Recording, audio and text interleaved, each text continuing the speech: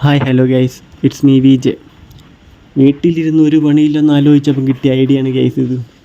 ഇതാ കാണുന്ന കൂടില്ലേ, ഇല്ല അതിനെ അടിച്ച് പൊളിക്കാമെന്ന് വിചാരിച്ചു. എന്താ കൂടുന്നുണ്ടോ എൻ്റെ കൂടെ? ഒന്നുമില്ല ഗൈസ്, അതിപ്പം ഉപയോഗിക്കാതെ അങ്ങനെ കിടപ്പുണ്ട്.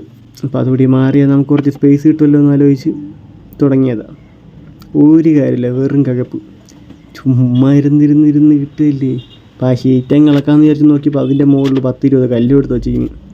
ഞാൻ തന്നെ അല്ലെങ്കിൽ കാറ്റടിച്ച് പറന്നു പോകും സാധനം. അതിനെ എടുത്ത് വെച്ച് ഇനി അതിനെ കൊണ്ടുപോകുമ്പോൾ വീഡിയോ വേണമെന്ന് വെച്ചിട്ട് വീട് തിരിച്ചു വന്ന് ക്യാമറ എടുത്ത് മാറ്റി വെച്ചിട്ട് വീണ്ടും എടുത്ത്.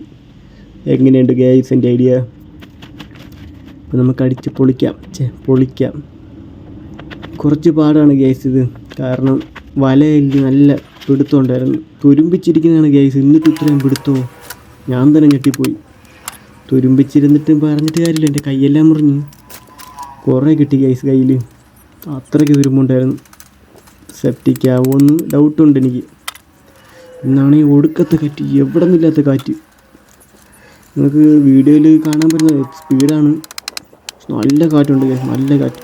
ഒരു വർഷത്തിന് മുമ്പ് വരെ ഇതിൻ്റെ അത് തത്ത, പ്രാവ്, മൈന, കൊക്ക്, കൊളക്കോവി അതൊന്നുമില്ല. മൈനയൊന്നുമില്ല ഗൈസ്.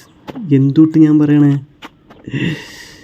പ്രാവ്, തത്ത, മുയൽ, കോഴി, അങ്ങനെ അല്ലറ ചില്ലറ സാധനങ്ങളൊക്കെ ഉണ്ടായിരുന്നു.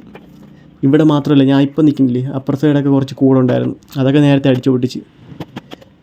ഈ പൂച്ച ശല്യം കാരണം എല്ലാത്തിനെയും പിടിച്ചുകൊണ്ട് പോകണം ഗൈസ്. പൂച്ചയും പട്ടിയും. ഇപ്പം ഗ്യാറ്റെന്ന് പറയാൻ പറ്റത്തില്ല, അങ്ങനെ ഒരു സാധനം ഉള്ളതുകൊണ്ട് ഇപ്പോൾ പട്ടി കയറത്തില്ല.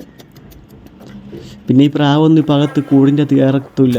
മുകളിൽ ആ ഷീറ്റിൻ്റെ അവിടെ ഒരു വയർ പോകുന്നുണ്ട്, അതിലാണിപ്പോൾ ഇരുത്ത് ഉറക്കമെല്ലാം. അവിടെ ഇരുന്നിട്ട് മുട്ടയിട്ട് താഴോട്ട് പൊട്ടിക്കും. അതാണിപ്പം പ്രാവിൻ്റെ മെയിൻ പരിപാടി. ഒരു കാര്യമില്ലാത്ത അവസാനം ഞാൻ പിന്നെ എല്ലാം അങ്ങ് അടിച്ച് പൊളിച്ച് അങ്ങ് സെർബത്ത് കൂട്ടിനാക്കി വെച്ചിട്ടുണ്ട്. എങ്ങനെയുണ്ട് ഗൈസ്?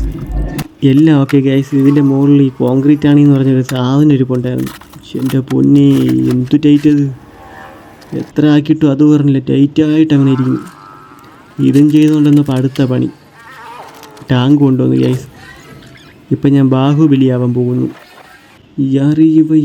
ഇവൻ ടാങ്കും തൂക്കി പോയിട്ടും എന്നൊക്കെ ഞാൻ പാടിക്കൊണ്ടാണ് പോണത്. ഒരു കാര്യമില്ലെന്നറിയാം.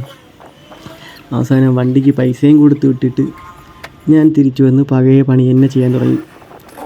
ഇതിൻ്റെ ഇടത്തിന് ഒരു കൂടി ഇരിപ്പുണ്ട്, അതിപ്പോൾ പൊളിക്കാൻ പറ്റത്തില്ല. അതിൻ്റെ അതൊരു പ്രാവ് ഇരിപ്പുണ്ട്.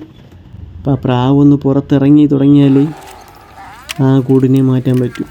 നമ്മൾ ഈ കൂട്ടിൻ്റെ അകത്തിട്ട് വളർത്തുന്ന പരിപാടി ഇല്ലാത്തതുകൊണ്ട് എന്ത് ചെയ്യാനാ. അവസാനത്തെ കമ്പൗണ്ട് ആ പൊളിച്ചെടുക്കുന്നു ഗൈസ്. അപ്പോൾ നമുക്കിതൊക്കെ ഒന്ന് വൃത്തിയാക്കിയിട്ട് കാണാം. എല്ലാം വൃത്തിയാക്കിയിട്ട് വരാം ഗൈസ്. എങ്ങനെയുണ്ട്? ഇഷ്ടമായ ഗൈസ്? ഇനി വലത് സൈഡിൽ കുറച്ച് സിമൻറ്റ് ഇട്ടിട്ട് ഇടത് സൈഡ് ചെമരിലൂടെ ചേർത്ത് കുറച്ച് ചെടി അങ്ങ് വളർത്തണം.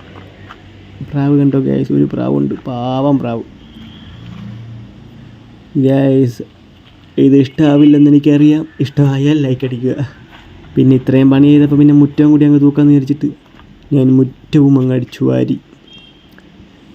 ഇപ്പം ഇഷ്ടമായ ലൈക്ക് അടി. ബിഫോർ ആഫ്റ്റർ എങ്ങനെയുണ്ട് ഗൈസ്?